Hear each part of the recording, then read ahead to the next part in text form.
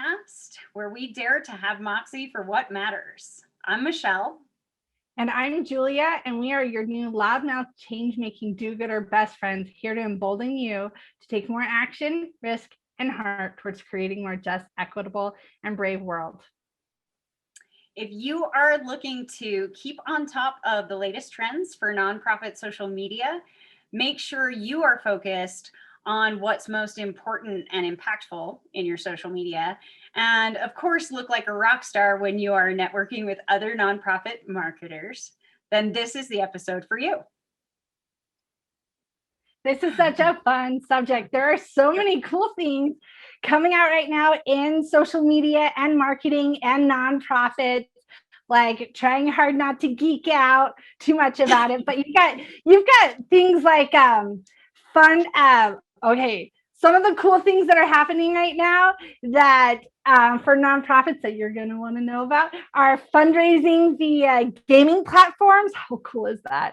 New mobile giving apps. New volunteer apps. I've seen some of those. Those are really neat, like kind of like Tinder for like volunteers and nonprofits. And AR and VR content. So virtual reality, right? Like, so how do you fit that into like nonprofit stuff? Well, in 2015, Pencils of Promise had a gala fundraiser where they gave attendees VR headsets, and that inside the VR headsets, it transported attendees to the school in Ghana that they were raising funds for, which is just like blows my mind. And what happened because of that VR experience, they actually raised an additional $500,000 because people are just felt so connected to that and stuff. So many cool things. You're gonna want to check it out, but we're not quite talking about those today. I thought that was so cool. The VR one with the school in Ghana, like when you mentioned that while we were formulating the podcast, I was like, that's really, really neat. Like, I want to do that. Who was the original that sounds person? Like a really fun thing to do. Yeah. And so it's such a fun topic, especially for us, right? And like you said, we love to geek out.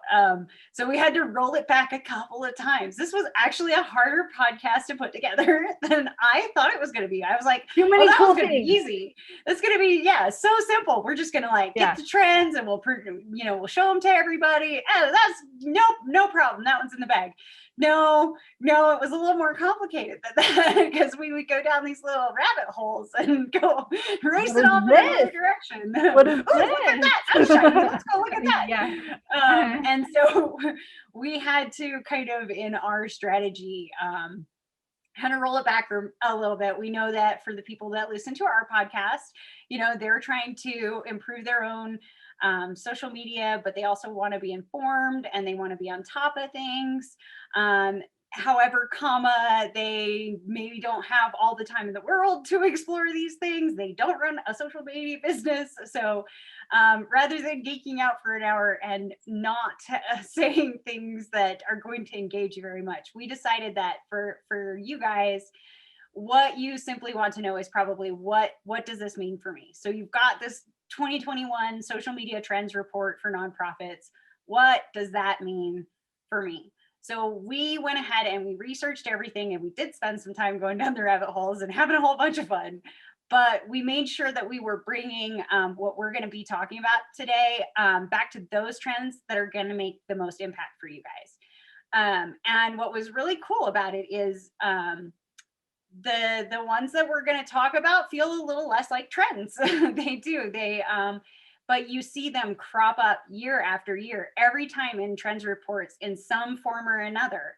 And so we're going to do the Anti-Trends Trend podcast, which is where we're just really highlighting the fact that these are classics. Return to these every time. As long as you are kind of like deciding that these categories are the ones you're going to pay attention to, then you will be able to stay on the pulse because you're just paying attention to the changes in these three particular categories that we've picked out. If you're not doing these three things, you should be. These are the three things you should be doing if you're not doing it. So yeah. And if you are doing these three things, this is your, hey, guess what? We're patting you on the back. You've you're doing it right. You're getting it right. Yes. You know, even if you don't feel like you are an expert or like, you know, the absolute pinnacle of what you could be in managing these parts of your social media, just the fact that you've narrowed down your focus to be paying attention to these three groups is putting you ahead of the game. So we're going to get right into it. The three topics that we've kind of settled on here is video. Yep. Continues to be a huge trend. Social media fundraising is a huge trend. And content. And that sounds like a very general label, and we will get into that when we get into content. But I'm just going to go ahead and dive into video. And if you followed us for any amount of time, you're going to hear us really hit this nail repeatedly. This is one of our favorite topics to touch on: video, video, video, video, especially for nonprofits. So why is video so important? Why does video in its, you know, for all these different forms keep showing up in trend reports year after year? Well, according to socialbaker.com, regular Facebook videos see an average of 135% more organic reach than images.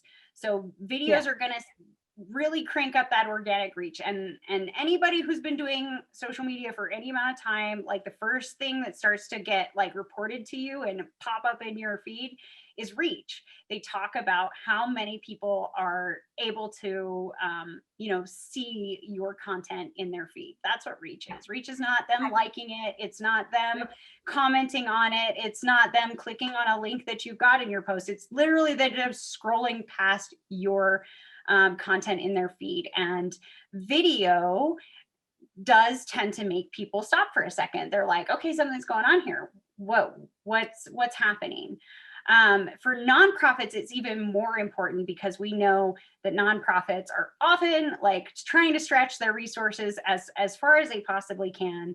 And, you know, there's this really cool stat about video for nonprofits, and it's that 57% of people who watch a video for a nonprofit go on to make a donation. I'm going to say that one more time.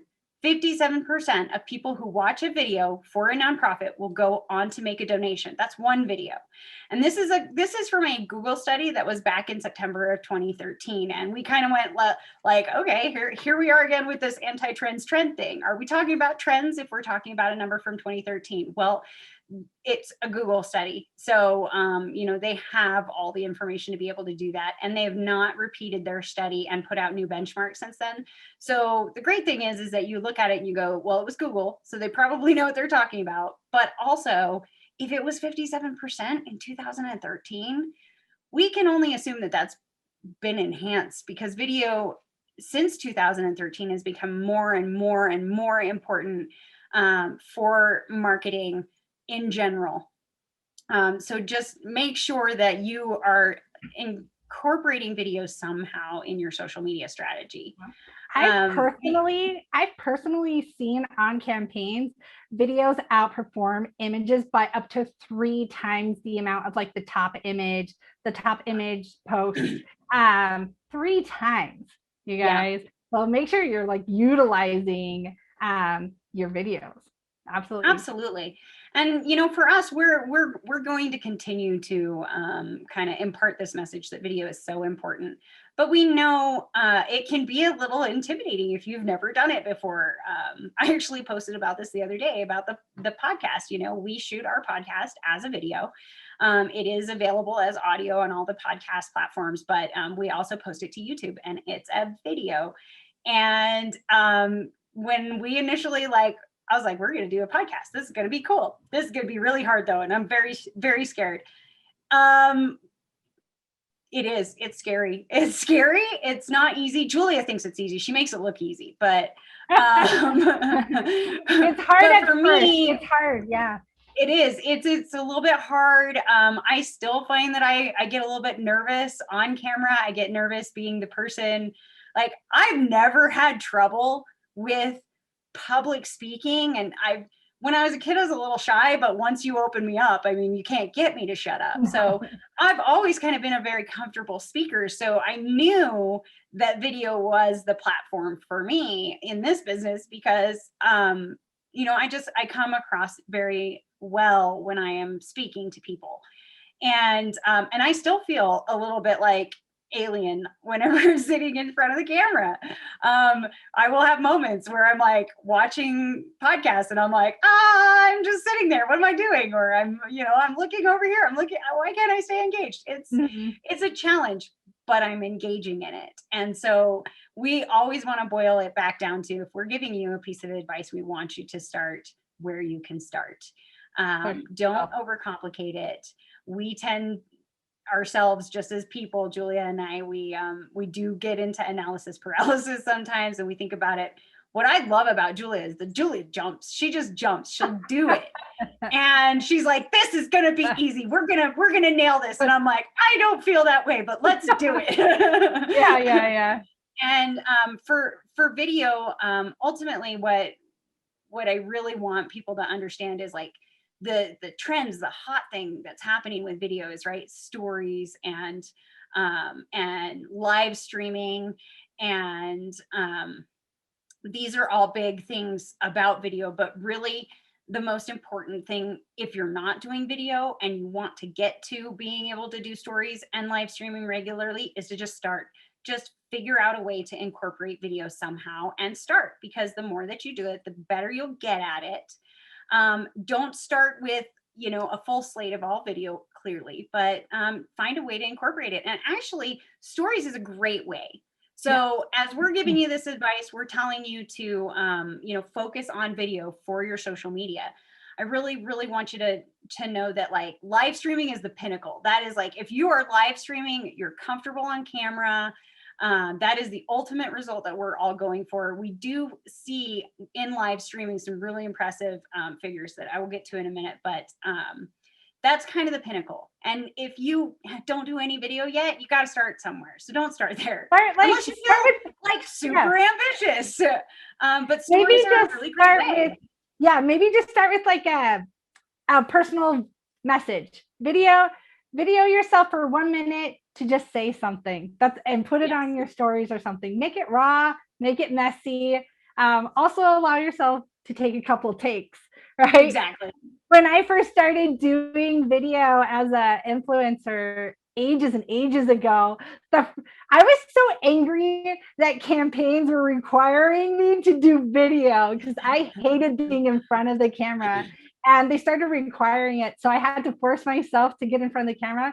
And it probably took me a week of repeatedly every day jumping in front of the camera and doing my spiel, and then watching it and just hating it. And I was just furious. I was like, why am I doing this? I'd just be so outraged over it. And I was like, this is not for me. But I kept trying.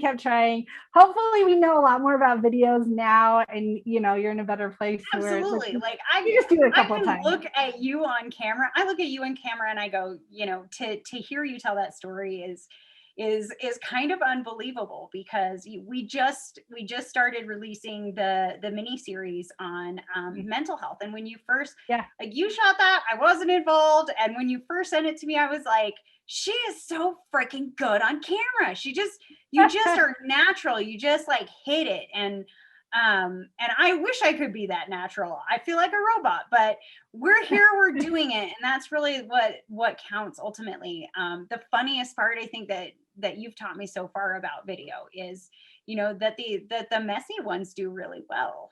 We did a video announcing our grand opening. I was super awkward. I didn't feel comfortable.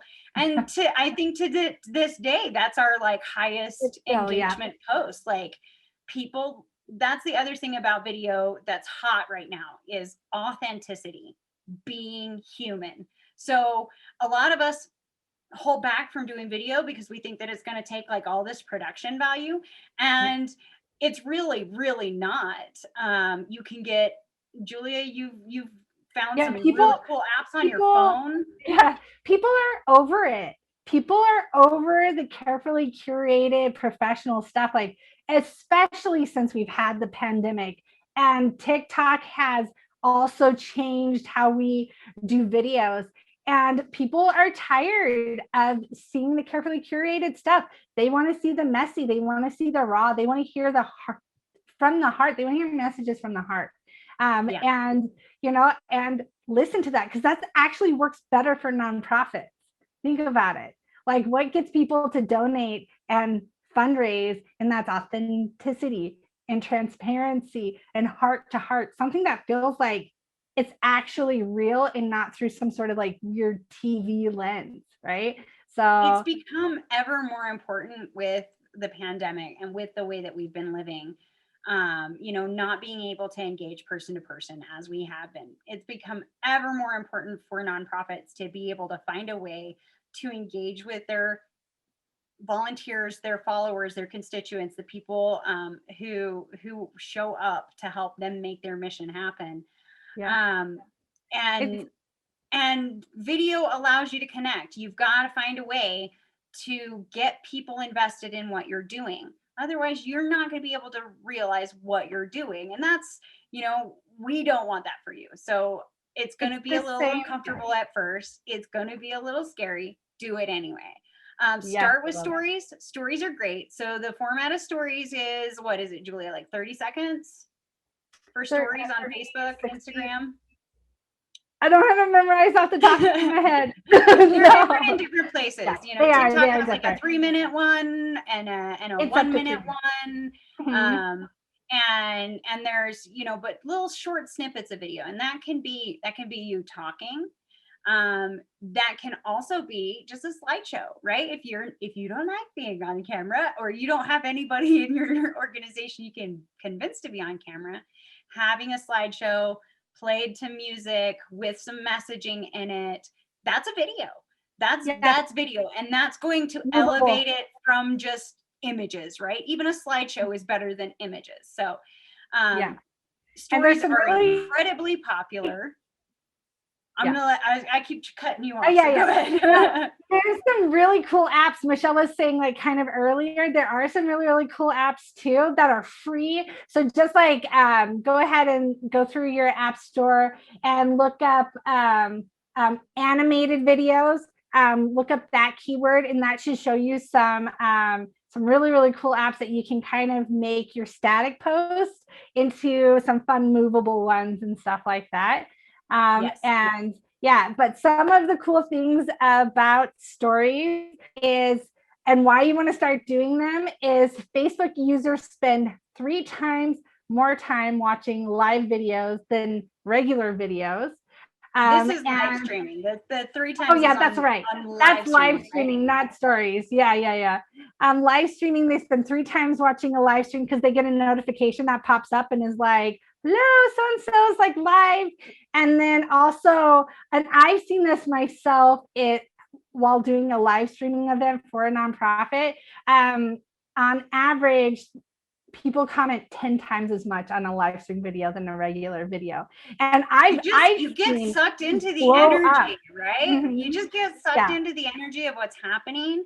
And so I find that when I'm scrolling through social media, like, I will want to comment on something, and I will have that moment where I'm like, is what I'm saying really important? And then I won't engage with the content.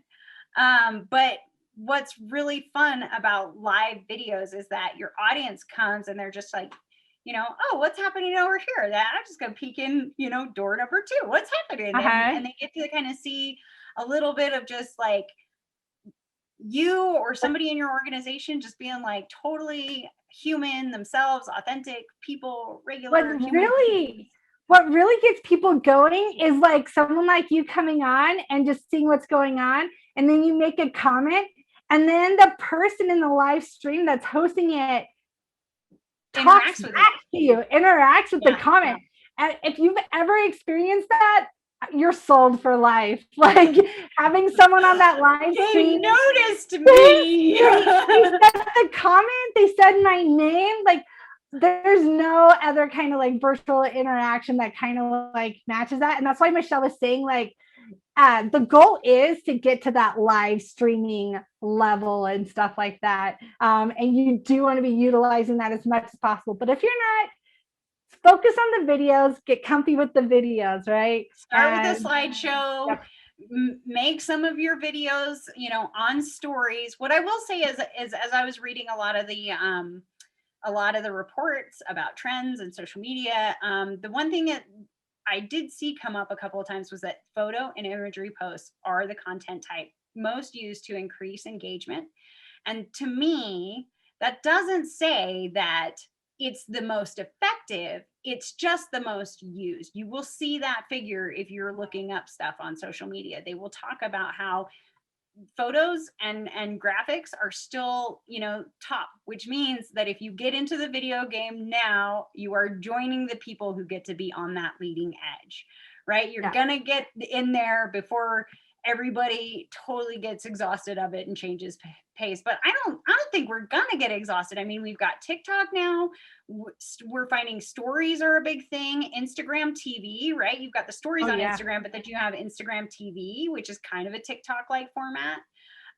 So we're just finding more and more places where people really enjoy engaging with these videos. And so yeah, pull off the Band-Aid, get involved if you're not already. And if you are, take it to the next level. Absolutely. Go ahead. We could spend this whole rest of this episode. I know that this was twice as long as we had planned for video, because it is such a cool topic. And it's also like one Michelle and I are deeply exploring right now in building our own business and stuff. But the next trend we're going to talk about is social media fundraising. And it is really cool, you guys. If you guys are not using social media fundraising, you are missing out on a huge revenue source for your cause. And what's really neat is Facebook has made it super, super easy. So they've made it like one click away from getting donations straight to your cause. They have things like birthday fundraisers. Like when it's someone's birthday, Facebook will ask you if you would like to host a fundraiser. And then you've got donation buttons that you can add to every one of your nonprofit posts if you want. I don't recommend that. Do it every fourth of your post, but to have that right there, quick clickable button on a social media post is huge for nonprofits. So you're going to want to make sure you sign your nonprofit up for Facebook donations. Absolutely. And then another thing about social media fundraising is to be thinking of your regular content that you're putting out there. So we don't recommend that every one of your posts are fundraiser based, but they actually are fundraiser based. But you are not to ask for donations for every post you put out there. Your constituents will get ask fatigue. I had to say that very carefully. And ask fatigue. And they'll get really exhausted from being asked for money every time, and they're going to actually lose interest. So how do you make your social media posts ultimately go to fundraising? And that's just drumming up interest, sharing those updates about what you're doing, releasing raw videos about what you're up to and what cause that you are trying to raise funds for. And by doing all of those things, that helps to build a really solid foundation and a really strong relationship with your supporters, so that when you do have a social media fundraiser, they're already connected. They're already invested in what you're trying to do. And so that ask is a lot easier and you don't have to sell it as much. So think of all of your content should be leading ultimately to increasing donations and fundraisers, but you have to do it through storytelling and being authentic and being vulnerable. And we've actually found that particular point, right? The idea that your social media as a nonprofit should all lead back to your fundraising efforts. Like, we got into business and we thought that was kind of like everyone knew that. And we've been engaging with some sizable organizations who don't seem to know that the number one priority for your social media should be fundraising. So you need to find ways to fundraise on social media. And it's not just like, setting up an event and having people show up and bid in an auction. It's not quite that straightforward. Really, social media marketing is about getting little emotional investments from people, right? So yeah, we need to get investments from people, but think about the emotional investments. If you're getting them to like, if you're getting them to comment, if you're getting them to share posts that you're creating, so you're creating things that they want to do those things with, that's an emotional investment. And when it comes to the day that you need to post, we have this fundraiser going on, or it's Giving Tuesday, and we would really like for you to choose, us to give funds to, and we want to see, your donations matched, or you've got a matching opportunity to put forth to the people that follow you on social media. They should already be like primed for that through their emotional investment of commenting on stuff. So, but remember, like, I know we're talking about it second in the trends podcast here today, but really fundraising is the number one goal of your social media if you're a nonprofit. Yep. It is. There's two ways to do fundraising on social media. And that's one, peer-to-peer fundraising, and the other one is a social media fundraising campaign. So peer-to-peer fundraising is, oh my goodness, I'm getting lost here a little bit. It's the fundraiser where people host it on your behalf, like the birthday fundraisers, right? Yes, yeah. It's people who host it on your behalf outside of your organization. You don't have a lot of control over that. You can just encourage it to happen, but really people take it upon themselves to raise money for you in kind of any way that they kind of see fit, which is what you want. It's actually more powerful for people to host fundraisers for you than you hosting them for yourselves. It's kind of this same idea of like someone leaving you a Google review versus you tooting your own horn, like how great you are. You want those reviews. So if someone is hosting a fundraiser for you on social media, it's a really good review. It's a really, really good one. And then a social media campaign is where you're hosting your own campaign and you've got a whole social media strategy set out where you have lots of mini posts going on throughout that entire campaign length, about like 6 weeks is a regular campaign. And all of those pieces of content are leading back to like why raising that money is so important and like what's it going to do, what is the impact it's going to do. So yeah. So really, and when you think about things like a campaign, like obviously the first thing that comes to mind is Giving Tuesday. Giving Tuesday is huge. Making sure that you are ahead of that game and you're not realizing it like, in November, but you're actually like planning ahead to give people who've invested in following you, invested in your cause, the reason why this particular ask is going to be really important. And tying it to a specific ask is also really important with campaigns. And I'm sure we can do a whole podcast on that. Yeah, campaigns. Yeah, that's a whole thing. Yeah, this is like Michelle's saying some keyword triggers for me over there. I'm like, oh, I have so much information about like, no, roll back. I know. Gotta do it all the time. Yeah. So what's our third one, Michelle? What's our third trend that they should be focusing on? Our third trend is content. So why did we pick content? Well, we feel like content is a classic because, the relevant forms of content, they're changing all the time, right? We're seeing that videos and little bite-sized pieces of content are becoming more and more popular. But ultimately in that trends report, what are you looking for? You're gonna look through that trends report and you're gonna go, okay, what's happening with content? What should my content be doing? So content as a topic is almost always going to appear in some form in the trends.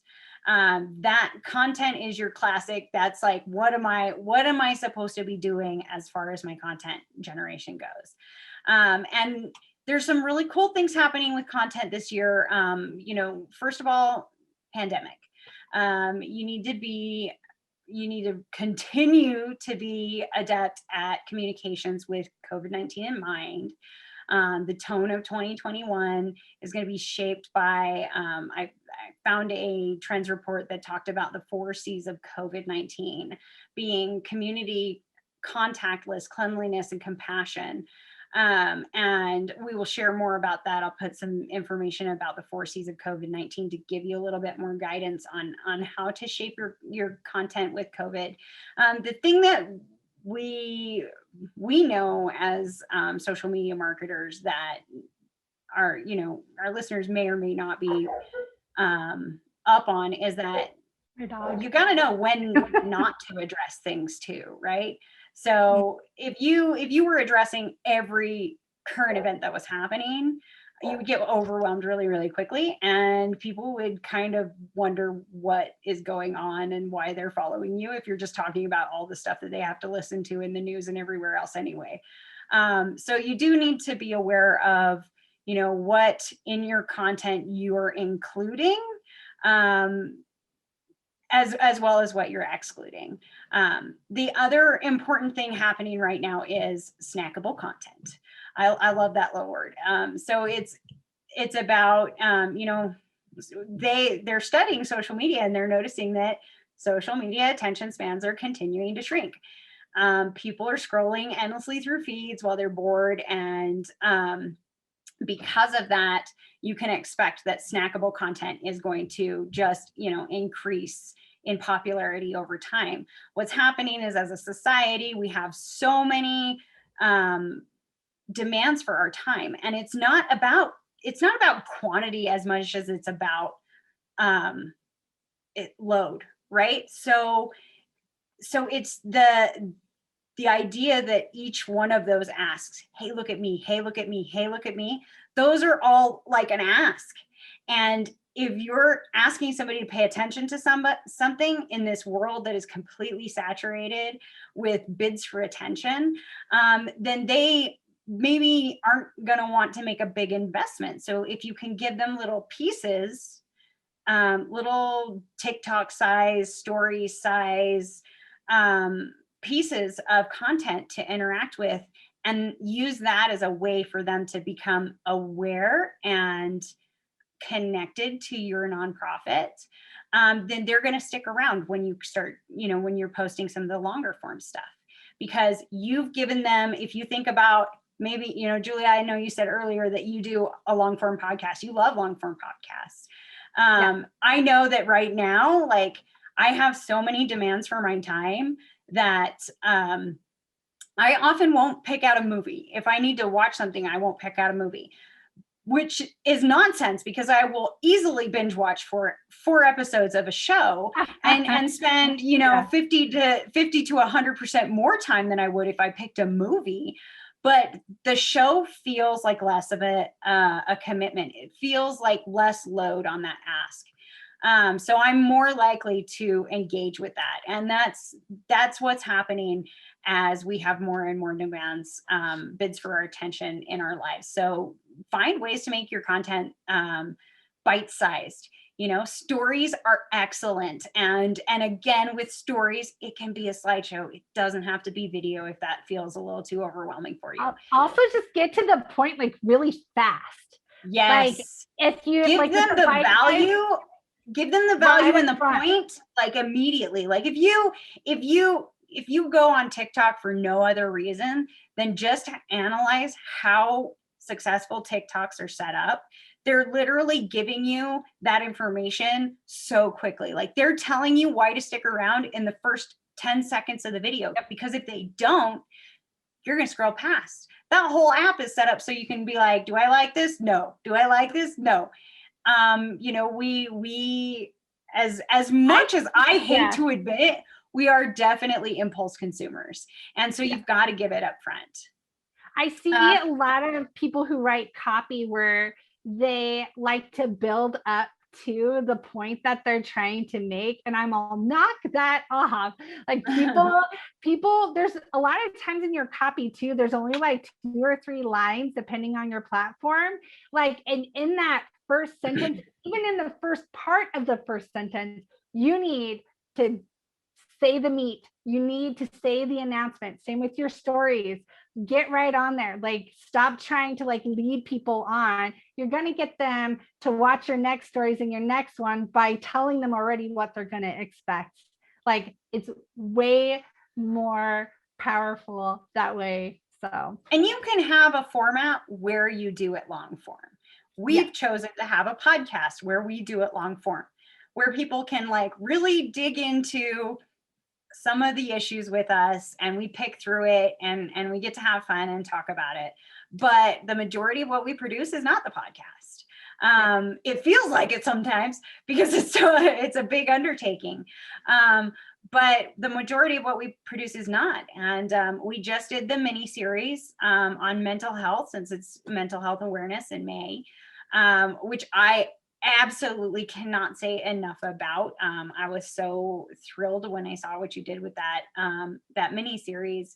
You know, we're really talking about mental health as it applies to nonprofit professionals. And so we're making it small, we're making it bite-sized, we're giving you a piece of value that you can watch while you're waiting to pick up your prescription, and then you can go back to work and have your life be just a little bit better because somebody told you that it was okay to, you know, do some self-care, because that's not always easy for us as nonprofit professionals. And then breaking up campaigns.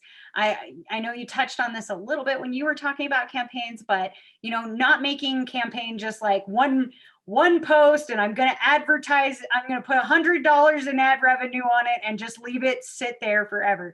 Understand. And I know the marketers who are listening know this, but being reminded of how it is contextually in your work sometimes is really good. So 7 touch points. Take 7 touch points. You need 7 touch points to get somebody to make an investment. So breaking up a campaign into those spots where you're like, you know, here's why this is important. Here's why the general idea of what we're doing is important. Here's why this specific ask is important. Here's what we can do. Here's what the future looks like. And then you're finally getting to that, hey, we need you to donate, and we need you to donate today because, you know, our campaign's ending and we're going to be building a barn in Africa or something, right? You've got a real specific reason that you're raising that money, and break it up into pieces. You can have that build up, like Julia said, in the long form, but just break it up into bite-sized pieces that you're giving them, right? You're giving them one little piece of that at a time for them to consume at their leisure on a schedule that works for them. We really like the stuff that works for us as a society. And then the last thing about content that we really, really, really need to emphasize again, we said it in video, we're going to say it again now. Be human, be vulnerable, be authentic.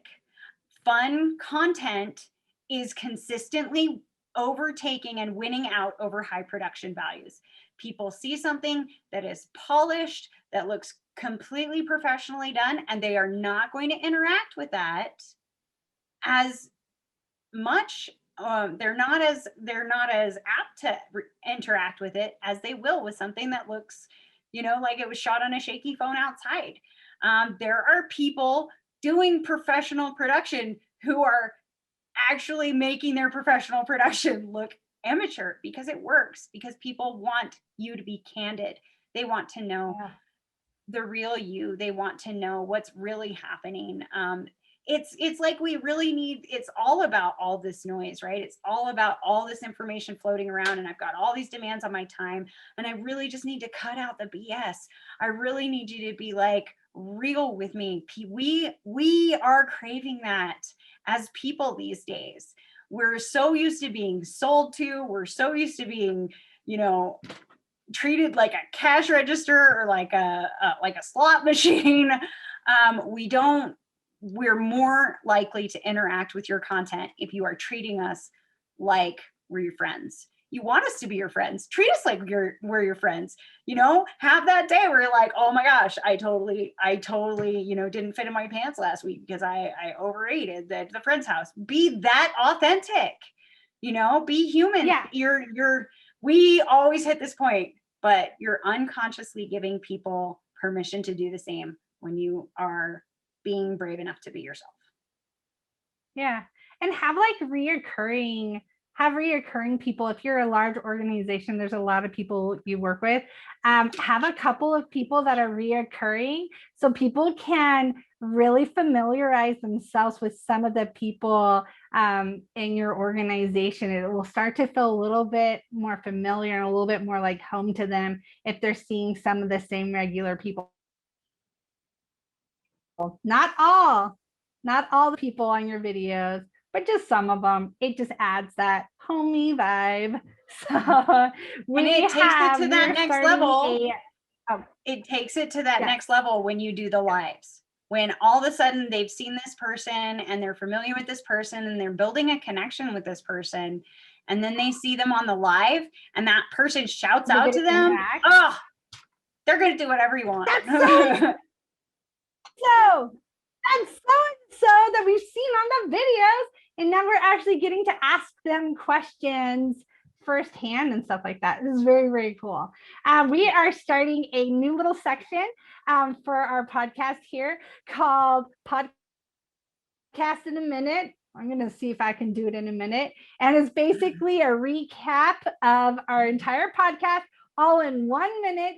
So yeah, let's see if we can do it. Okay. On this episode of Social Media Trends in Nonprofit, the things you're going to want to know are to focus on what's most important in your social media efforts by utilizing more video content, social media fundraising, and snack size content. Fundraising should be the top priority of all of your content and all of your social media efforts. Drive it all back to fundraising. And then whether it's through video, your general content, or how you're interacting with your online audience, keep it real, keep it meaningful, and keep it short. Yes. That's podcast in a minute. I think you did it. I do believe that was in a minute. That was very well done. Very well done for a first. That's a fantastic job. Thank you. If you are only watching podcast in a minute, please go and watch the full podcast on everywhere that podcasts go. All right, Michelle, who is our do-gooder feature of today, of this week? We've got a couple mini features in May. We chose to feature some do-gooders who are focused on building up moms because of Mother's Day in May. And this week's mini feature is Mothers Without Borders. Mothers Without Borders offers hope to orphaned and vulnerable children by nurturing and caring for them as if they were our own. They focus their work in Zambia, Africa, where they partner with and support local organizations. They empower women and they care for the most vulnerable children. They provide food, housing, and education for children while also offering adult caregivers literacy and business skills training. So they're doing some really, really important work. You can support them by following them on Facebook or visiting their website, which we will have in the show notes. Also, don't forget, if you have a nonprofit that is near and dear to your heart that you would love to see featured, please comment on our show note, comment on YouTube or comment on our podcast on our website, and let us know about that wonderful nonprofit or organization, and we will do our best to give them a shout out. So now we've got our do-gooder hype up message, and Julia, why don't you take that away? We don't know who the author is of this, so if you know, let us know. At first, they will ask why you're doing it. Later, they'll ask how you did it. Yes. Among Lionhearts is a socially conscious marketing agency where we specialize in social media engagement and influencer marketing for the unique needs of social enterprises and charities. Let our team of experts manage your social media workload for you so you can get back to doing more good. Remember, every small act of courage, no matter how small, is not actually small at all. You, my dear, are standing among the Lionhearts.